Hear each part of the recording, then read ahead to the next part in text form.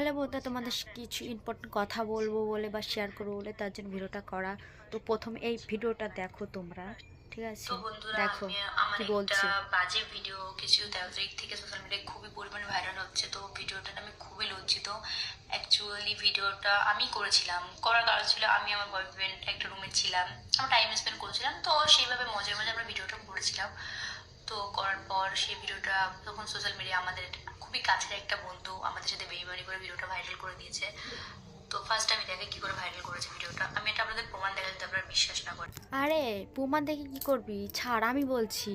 তুই তো ভাইরাল হবি বলেই তো লিঙ্ক ভিডিওটা তৈরি করেছিস, যে ভিডিওটা করে টাকা ইনকাম করবি।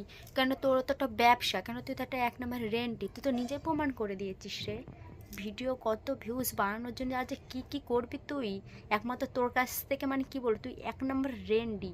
তোর মতন মেয়েরা সমাজে থাকলে না আরও বাদ বাকি মেয়েরা খারাপ হয়ে যাবে। আজকে তোর জন্যে আমাদের বদনাম, সারা মেয়েদের বদনাম শুধুমাত্র তোর জন্যে।